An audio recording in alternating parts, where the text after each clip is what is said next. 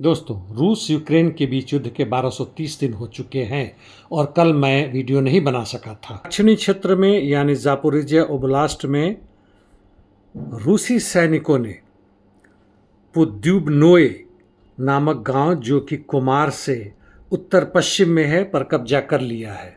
यहाँ से पूर्व में यानी पोक्रोवस्क और निप्रोपेट्रोवस्क राज्य से सटे हुए क्षेत्र नोवपावलोवका में आते हैं। रूसी सैनिकों का बढ़त यहाँ पर काफ़ी तेज़ी से है, जैसे मिरनोय के दक्षिण में, कुमार के पश्चिम में और फेद्रोवका तथा वोज्क्रेसिंका की तरफ।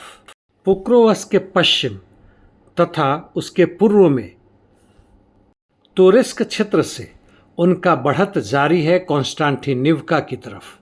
चासिवियार के लिए अंतिम लड़ाई जारी है, जहां पर 1 या 1.5 गांवों में अभी भी यूक्रेनियन फौजी स्थिति बनाए हुए हैं। उसके और उत्तर में आते हैं तो सिवर्स्क में तकरीबन पोजिशनल बैटल जारी है।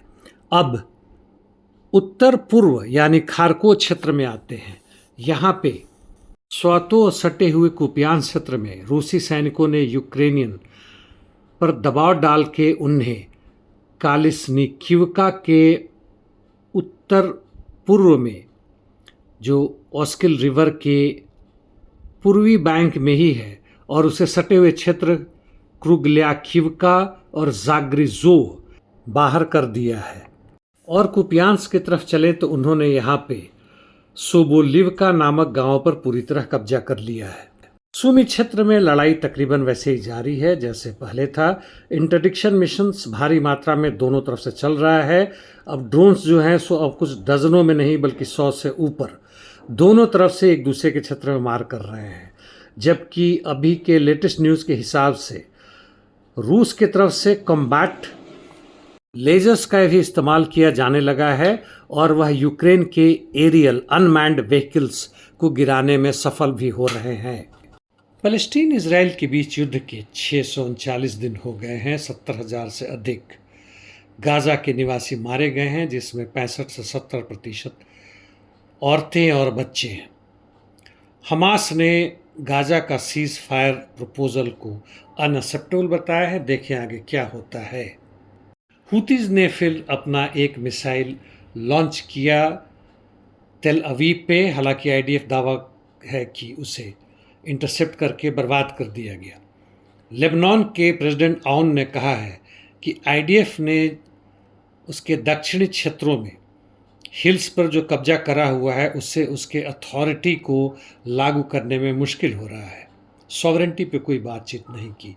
इस बीच में तेल अवीव में हजारों लोगों ने धरना और प्रदर्शन किया और मांग की कि होस्टेजेस को तुरंत वापस बुलाया जाए, युद्ध बंद किया जाए।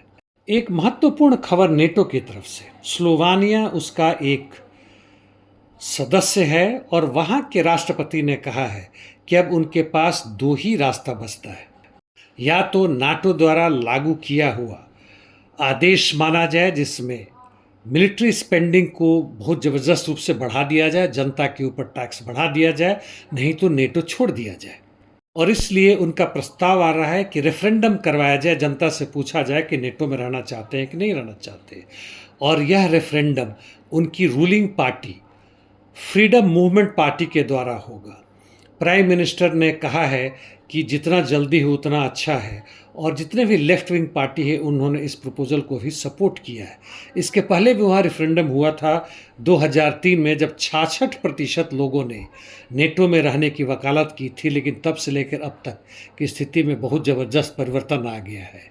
ऐसा नेटो हेडक्वार्टर के आदेश ब्रुसेल्स का विरोध हंगरी, स्लोवाकिया भी करते हैं और वह रूस से अपना संबंध बनाए रखें क्योंकि उन्हें तेल सस्ता में मिलता है और वह नहीं चाहते हैं कि उन्हें इस युद्ध में ढकेला जाए। स्पेन ने भी एक तरह से कहें तो विद्रोह कर दिया है कि वह नेटो के आदेश का पालन नहीं करेगा और मिलिट्री पर खर्च नहीं बढ़ाएगा, जिस पर ट्रंप ने कहा है कि उनके खिलाफ वह आर्थिक कार्रवाई, आर्थिक नाकेबंदी वगैरह वगैरह करेंगे।